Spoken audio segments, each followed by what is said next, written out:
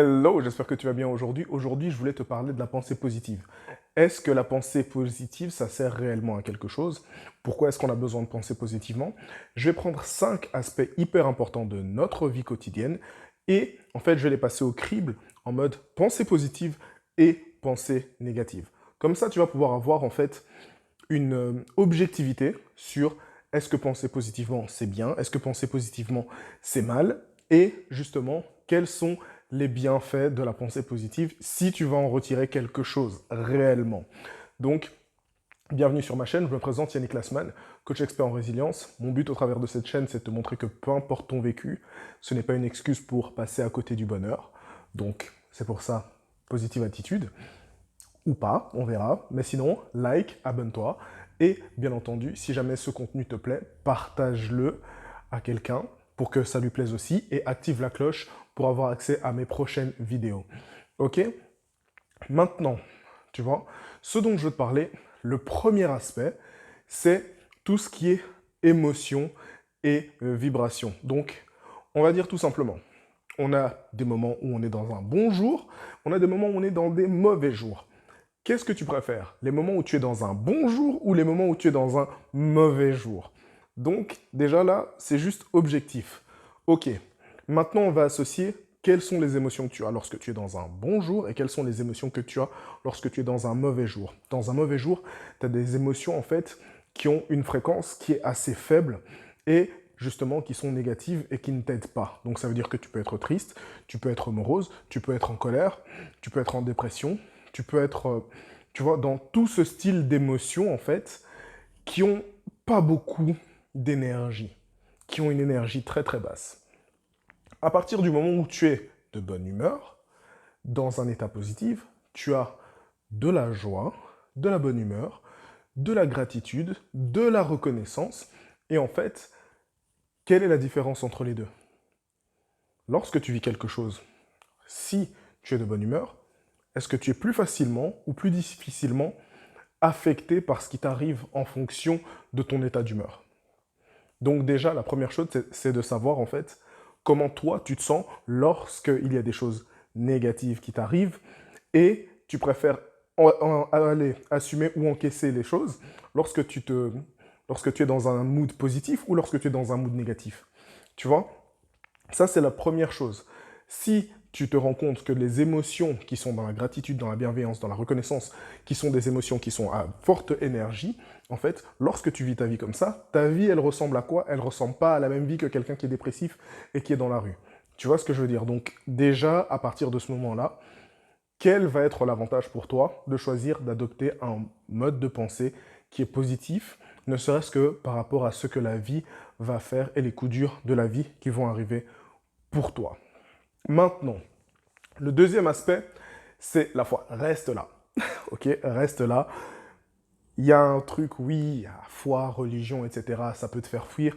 Non, reste là. Ce que je vais te dire par rapport à la foi, c'est en fait, qu'est-ce que c'est la foi? La foi, en fait, c'est croire sans aucune preuve que quelque chose va arriver ou que quelque chose est déjà. Donc, c'est pour ça que je te parle de ça.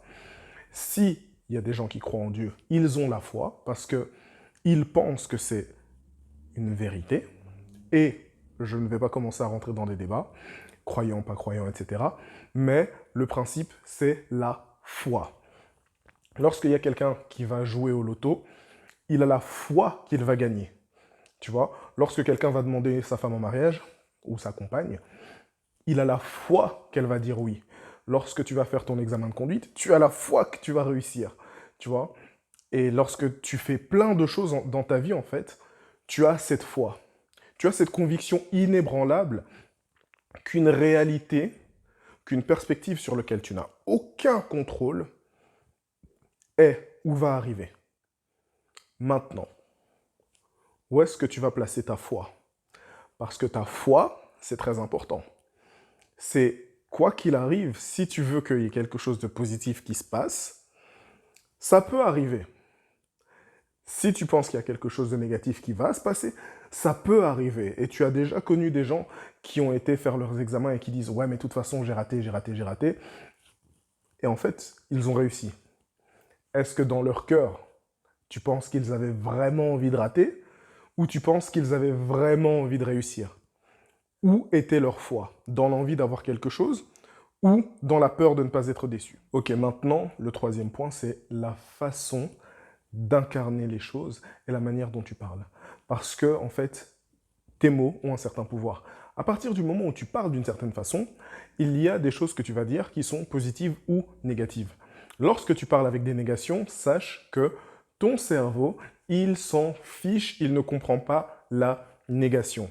Donc, tu connais l'exercice, ne pense pas à un éléphant rose, ne pense pas à un éléphant rose, ne pense pas à un éléphant rose, ne pense pas à un éléphant rose, ne pense pas à un éléphant rose, ne pense pas à un éléphant rose. À quoi tu penses? Tu ne penses absolument pas à un éléphant rose. Ok. Alors, imagine si pendant toute ta vie, toutes les choses que tu veux, il y a des négations devant. Donc, est-ce que les choses qui se produisent pour toi positivement arrivent plus lorsque tu mets une négation ou quelque chose qu'il faut arrêter, ou lorsqu'il y a quelque chose de positif à la clé? Par exemple, quelqu'un va se dire, je dois pas fumer de cigarette, je dois arrêter de fumer, je dois absolument stopper. Et de l'autre côté, il doit se dire, en fait, je vais essayer de faire un jour en plus. Un jour en plus. Mon but, c'est d'arriver à ne pas fumer. Oui, je sais, je dis une petite négation, mais mon but, c'est de faire une journée, c'est de continuer en fait à tenir. Voilà, continuer à tenir une journée en plus, une journée en plus, tenir une journée en plus. Tu vois, ça, c'est un objectif qui est positif.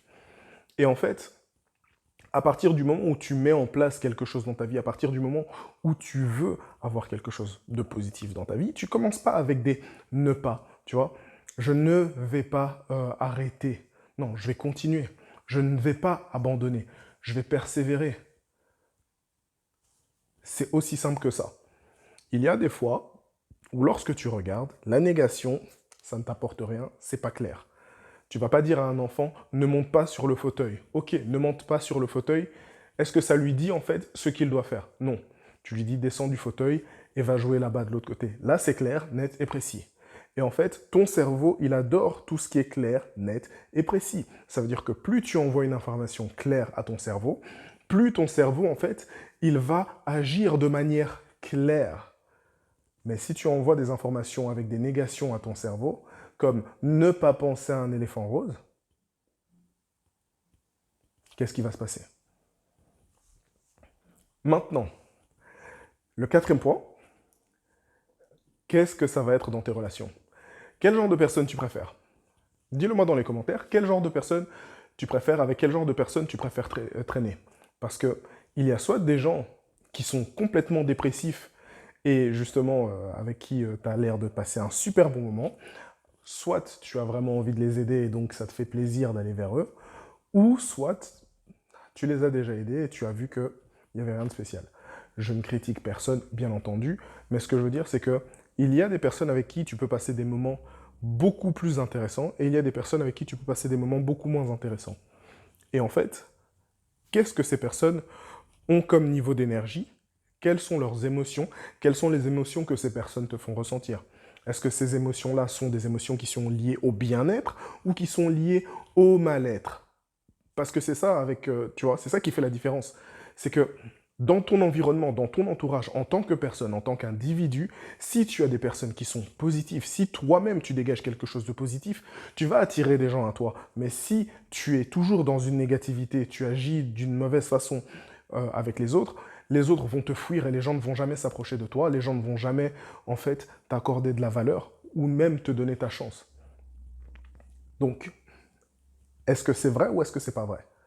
Est-ce qu'il y a plus de personnes avec qui on a envie de passer du temps, qui ont une énergie positive et des pensées positives, ou on préfère passer du temps avec des personnes qui ont une énergie négative, basse, et qui ont des pensées négatives? Qu'est-ce que tu préfères? Le cinquième et dernier point, c'est toutes les opportunités. Tu vois, à partir du moment où tu as un état de pensée qui est positif, tu vas pouvoir faire plein de choses, tu vas pouvoir être enthousiaste par rapport à ce que tu veux faire en fait. Et dis-toi, il y a quelque chose qui est très très important, c'est que si tu t'aides, le ciel t'aidera. Si tu t'aides et que tu as envie de t'aider, tu as envie de te dépasser, eh bien, cette volonté, elle va se répercuter autour de toi. Si tu as envie d'abandonner, si tu as envie d'arrêter, cette volonté va se répercuter autour de toi.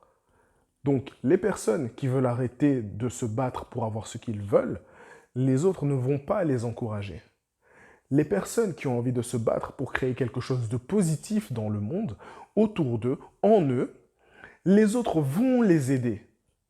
Est-ce que tu préfères aider un de tes amis qui dit « Ouais, en fait, moi je veux arrêter de fumer et ça fait déjà un mois que j'ai arrêté » et que tu vas lui dire « Ah, c'est bien, top », tu vois, et qu'il y a une soirée ce soir où tu te dis « Ah ouais, c'est vrai qu'on devait aller à une soirée, mais il y a peut-être que des fumeurs, on va peut-être éviter d'aller là-bas et on va faire autre chose. » Tu vas pouvoir l'aider en fait, parce que cette personne fait des efforts par rapport à lui-même ou par rapport à elle-même. Mais si la personne dit « Ouais, j'ai envie d'arrêter de fumer et tout », franchement, voilà, tu vois, j'y pense tous les jours, hein, tu sais. Ouais, tous les jours j'y pense.